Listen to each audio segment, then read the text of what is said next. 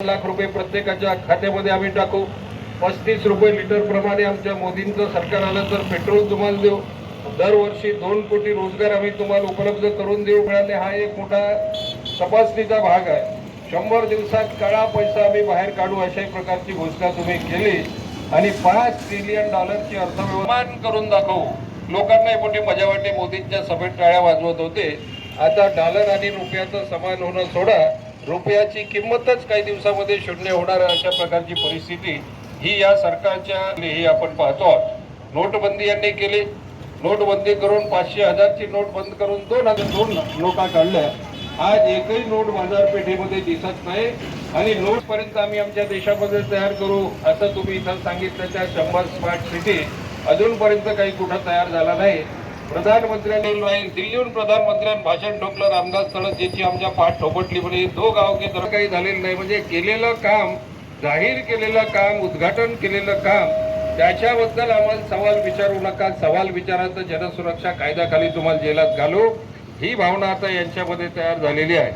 2022 पर्यंत आमच्या शेतकऱ्यांना असं सांगितलं होतं, आमचे मुख्यमंत्री फडणवीस हेही ढकलले होते म्हणे आता मी शेतकऱ्यांचं उत्पन्न 2000महाराष्ट्र सरकारने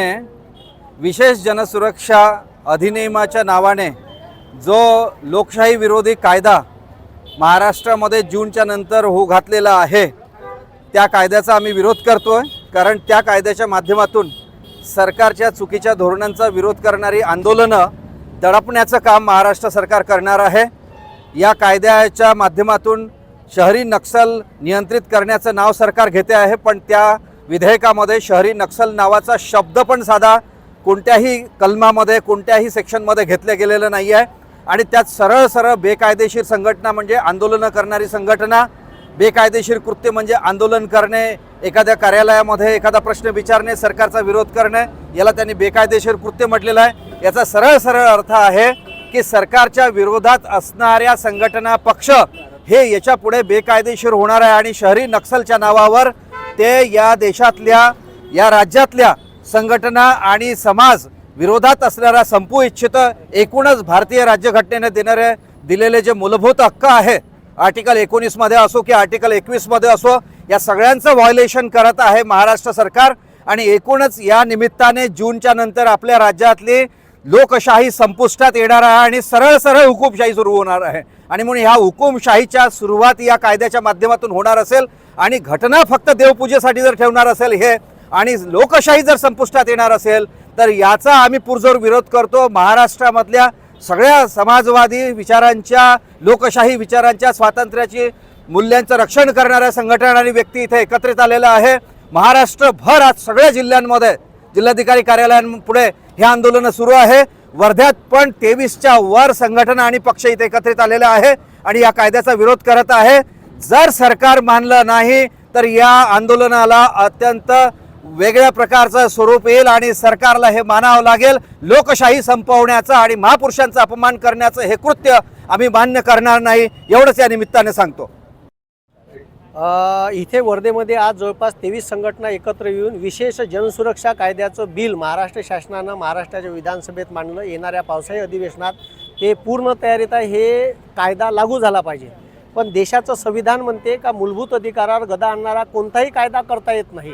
आणि केशवानंद भारती खटल्यातही सुप्रीम कोर्टानं गाईडलाईन दिलेल्या असताना महाराष्ट्र शासन या देशातल्या लोकांचे सरकारनं घेतलेल्या निर्णयावर आणि त्यांनी केलेल्या अन्याय अत्याचार आंदोलन करायचा जो देशाच्या संविधानाच्या मूलभूत अधिकारात जो लोकायले पावर दिला आहे तो हिसकावून घेण्याचं काम या जनसुरक्षा कायद्यातून करणार आहे. असाच कायदा इंग्रजांनी केला होता तेव्हा भगतसिंगांनी पार्लमेंटरी बोर्डात जाऊन बॉम्बस्फोट केले होते. तर आमच्यासारख्या लोकांवर अशी वेळ आणू नका एवढं मी सरकारला विनंती करीन. आणि सरकारनं लोकांच्या मूलभूत अधिकाराचा आणि या देशाचा संविधानाचा आदर बाळगावा.